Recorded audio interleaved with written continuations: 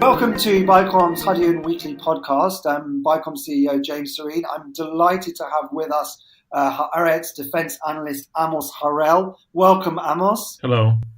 So we are going to talk in some detail about the shooting attacks that have taken place this week in Israel.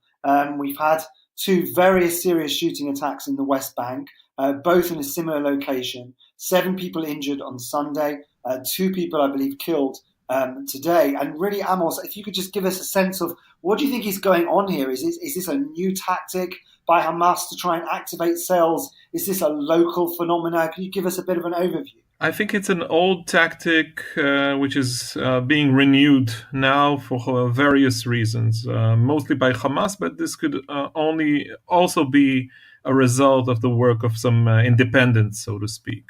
I think Hamas's strategy, more or less right now, is to work towards a possible long-term ceasefire with Israel in the Gaza Strip while insisting on continuing attacks in the West Bank, which have 2 goals. One is to make Israel pay, and the other is to undermine the Palestinian Authority. And I think they've been quite successful at doing both recently. The latest incidents appear to be, at least some of them appear to be the work of Hamas. We know that the incident near the settlement of Afra, northeast of Ramallah on Sunday, there was a baby killed there, by the way. He died from his wounds yesterday. This was apparently the work of a local Hamas group. Yesterday evening, this is Wednesday evening, an elite unit of the Israeli police killed one of the militants from this specific Hamas group. And the attack this morning seems to be a retaliation over that. So the general line of thinking right now is that this was Hamas's work as well. So we have an ongoing manhunt against the relics of these of this specific group. But we already have a wave of copycat attacks. Just an hour ago, also near Ramallah, there was a vehicle that tried to run over soldiers. The driver was shot. One soldier was wounded. There appears to be a wave of similar attacks in recent hours. And what's the profile of the attackers? Are these people who are linked in with the Hamas infrastructure, who are known Hamas members, or is it sort of newer recruits, as it were? It's a little bit too soon to tell. The guy who was killed yesterday is called Salah Barghouti, the same famous family. The most famous member, of course, is Marwan Barghouti, one of the leaders of Fatah, who's in Israeli jail since 2002, serving 5 life terms for his involvement in terrorist attacks during the Second Intifada. So this guy, Salah Barghouti, was a Hamas member. He was 29 years old.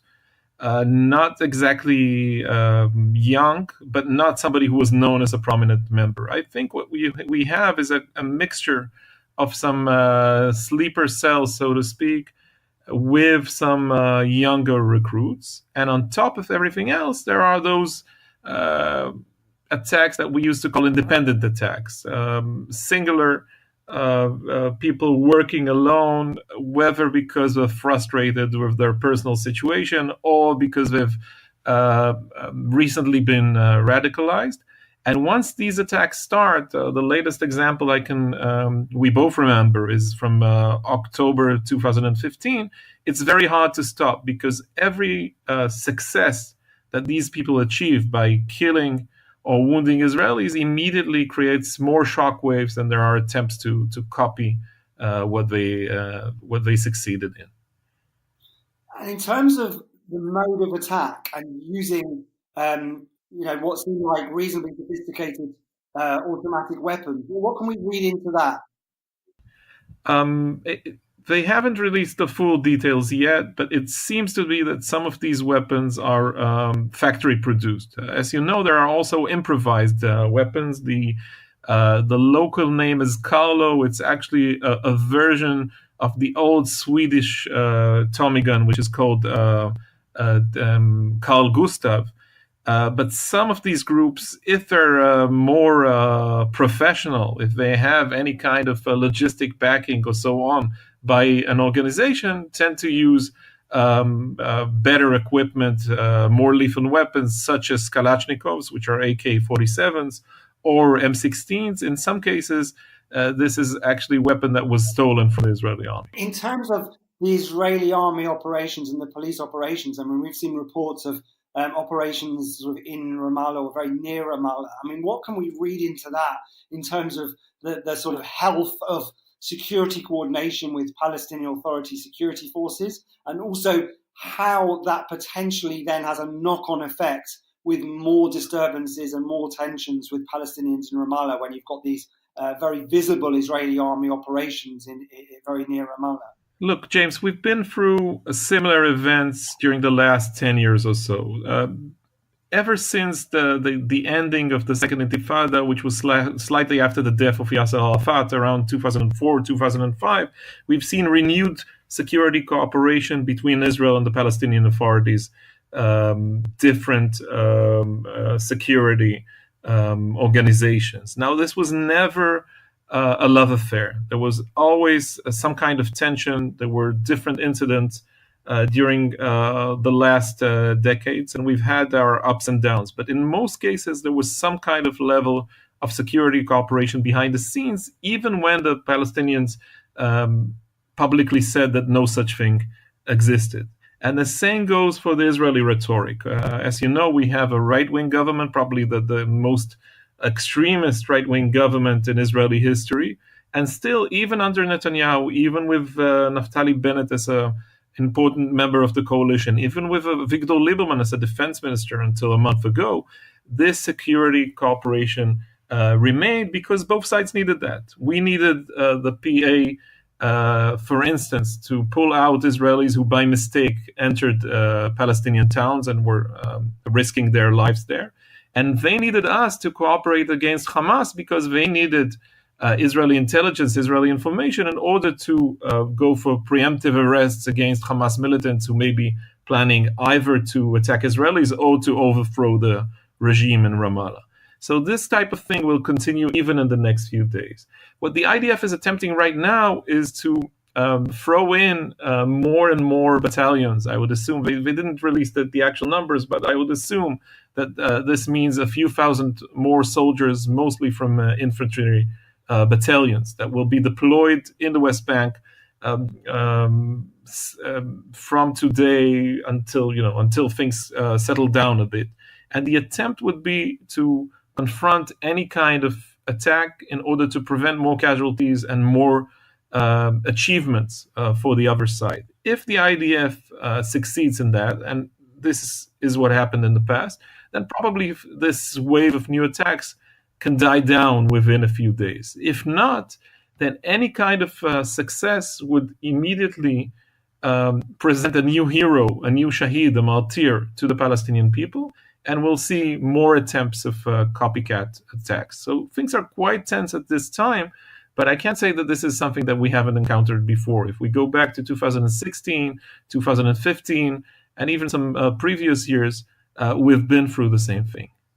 So a lot of people in Israel are asking, how is this possible that it's so easy? It appears so easy to sort of get in a car with a factory manufactured machine gun that's been made locally and just shoot a whole load of people. I mean, there are people sort of asking, where was the preventive intelligence, or where was the on the ground kind of preventative action? I mean, that's a little unfair, isn't it? I mean, it's pretty hard to prevent every one of these attacks. I mean, the attackers only need to get lucky once or twice, as it were. I mean, what kind of tactics can the army actually use?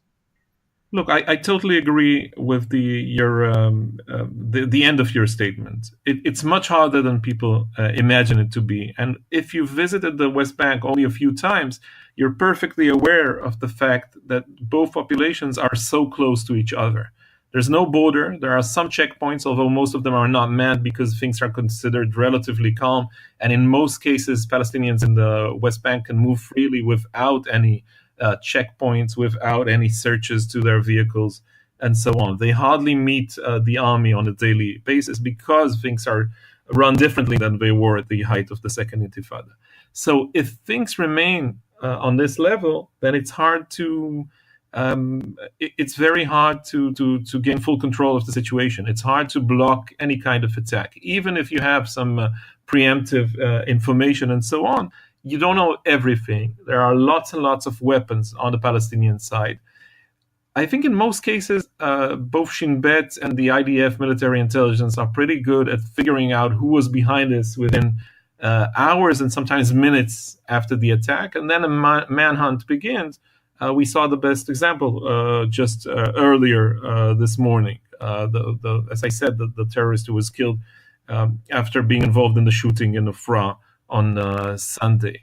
But it's preventing these attacks before they happen that is harder to do. A lot of this depends on the way the soldiers in the field, the sergeants and the corporals and the privates actually behave. If they're alert, if they're well-trained, if they react quickly, then in most cases they manage to neutralize the attackers and prevent more damage. This is, I think, 1 out of 5 or 6 attempts actually succeeds. But once it does, as I said, it creates shockwaves all over the West Bank.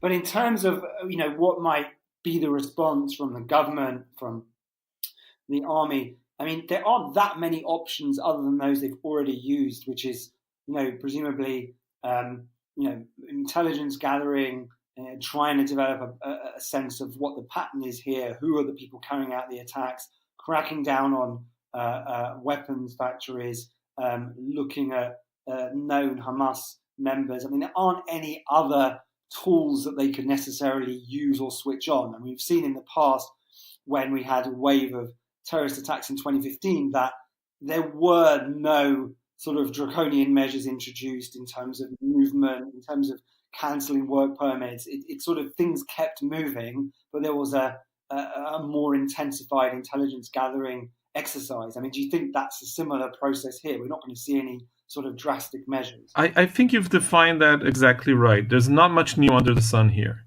And mostly both the IDF's top brass and also Shin Bet, which is our equivalent of the MI5, both of these, of the leaderships of those organizations keep on saying, these are the professionals. And they keep on saying to the ministers, even although, as I said, this is a right-wing government, they say to the ministers, let us work the way we're used to work. We'll give you the results. We'll arrest the right people. If things get terribly difficult, we'll even assassinate the right people. And you remember, these things used to happen during the Second Intifada. But there's no need to go back to collective punishment, not only because this doesn't look good in the eyes of the West, but because this is counterproductive. It would only push more innocent Palestinians towards the arms of the terrorist organizations. And there were quite a lot of political pressures in 2015 and 2016. If you remember, when Lieberman was appointed as a defense minister, on the army, on the chief of staff, Gadi Eisenkot, who's about to finish his term in a month's time, to do, they pleaded, do as you're told, go for the collective punishment. This is what the country, this is what the public needs. And he maintained his professional policies or his professional position, saying this is not the way we should go. And in the end, the ministers had to listen to him, and they never forced a different decision. Every now and then, the IDF paid lip service to such demands and announced, for instance, that there was going to be a siege on a specific town or city for a few days. But that was it.